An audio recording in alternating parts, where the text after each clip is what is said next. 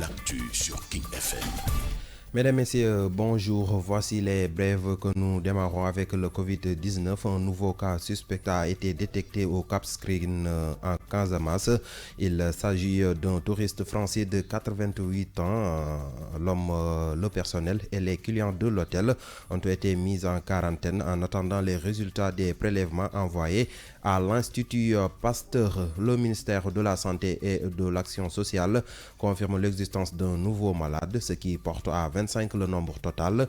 Les personnes déclarées guéries ne sont que deux. Le ministre du Tourisme et des Transports aériens a annoncé la suspension des flux directs et indirects en provenance des pays considérés comme des zones à risque.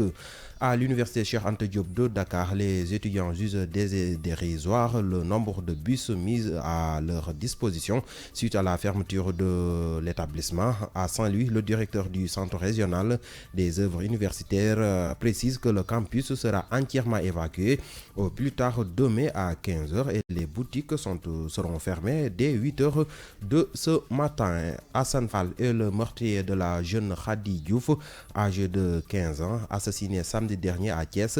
Selon Libération qui donne l'information, l'homme a avoué ses faits devant les forces de l'ordre. Selon lui, c'était pour éviter que son guide père soit au courant qu'il a engrossé la fille. Sport, Sadio Mané met la main à la poche pour sa contribution à la lutte contre le coronavirus. Selon Record qui donne l'info, l'attaquant des Lions et de Liverpool a offert la rondelette somme de 30 millions de francs CFA au comité national de lutte contre le coronavirus pour aider à financer les efforts à contenir le virus Covid-19. Pour la musique du jour, nous vous proposons Elas Diouf dans son morceau intitulé Badola, un titre sorti le 27 avril 2016. Écoutons.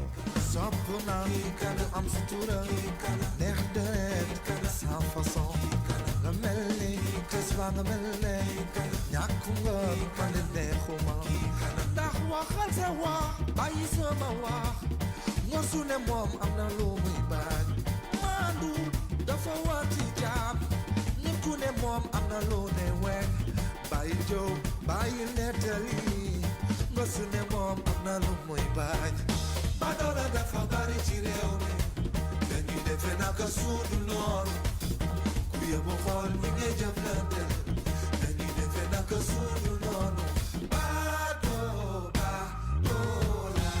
xarito Badola. La version wolof de ces brèves, c'est dans un instant.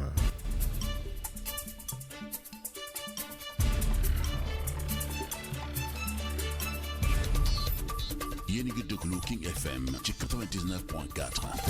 xibaar yi tënk lay doon dañ koy tàmbalee ak coronavirus. am na beneen cas boo xam si kon njortu nañ ni mbir mi da koo dal ca Cap Skirring ba nekk ca Casamance. mi ngi nekk ab tubaab boo xam ni ay atam mu ngi ci juróom-ñett fukki at ak juróom-ñett moom ndax tax na ba moom mi ak personnel ba ci client hôtel ba ñoom ñëpp jamono ji dañ leen a def quarantaine, maanaam ber nañu leen jël ci seen i def leen ay prélèvement andil ko waa Institut Pasteur. tey jii la ñuy néggandiku lan la résultat yi di wone. Ministère de la santé ak action sociale daal di nañuy dëggal ni kon am na keneen ku yokk dolleeku kon ci ñi amee woon jàngoro ji jamono ji nag kon jàpp leen ni ñaar fukk ak juróom la daal di doon. am na ñaar ñoo xam si tamit jot nañ leen a fàcc. ministre du tourisme ak transport aérien moom it daal di nay xam ne ni tëj nañ frontière yooyu nga xam si yëpp dégg nañ fa ni jamono ji coronavirus ba moo nga fay lëmbe. ca université Cheikh Anta Diop bu Dakar moom étudiant ya maire ba futt lañ def nee nan bi ñu waxee ne dañuy tëj li leen di campus ba bis yi leen jox doyul ca Ndar Géej. moom directeur bu kurus nee na tey jii dinañ daal di tëj boutique yi bu 8h jotee ba noppeet li nga xam si moo di université moom suba képp ku fa desit dinañ la génne. Assane Fall mooy waa ji nga xam si kon moom la ñu wax ni moo faat Khady Diouf toll ci fukki at ak juróom. ñu wax ni kon dafa ëmb ba noppi ñu faat ko. loolu ca Thiès la xewe bu ñu sukkandikoo ci libération mi nu baaxee xibaar bi waa ji dëggal na ni moo def lu ni mel ci kanamu takk der ya ba noppi ne kon da koo def ngir waajuram wu góor yëg ni moom moo ëmbal xale bi. tàggat yaram Sadio Mané daal dinay def ay koppar ci xeex jàngoro jule di coronavirus jébbal ko waa Sénégal attaquant Liverpool ak gaynde yi daal dinay kon teg ci taabal ji lu tolloog 1 million ci xaalisu CFA. musique la ñuy jeexalee tënku xibaar yi tey ñu andi leen El Hadj Diouf ci woy bi mu duppee Baadoola ñaar fukki fan ak juróom-ñaar ci weeru avril atum 2016 la génnoon ñu teewlu.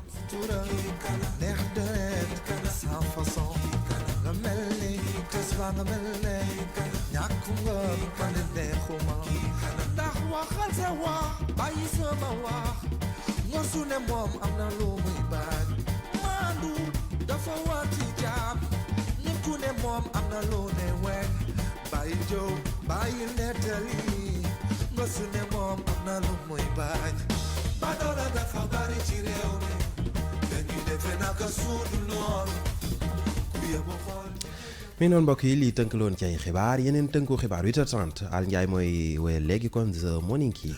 Merci beaucoup. Salut, nous retrouvons à 8h30 pour l'essentiel de l'actualité. Nous déglou légui José Espoir, suivi de Tour de Garde, Touche-moi et de Wally Seck Yobante.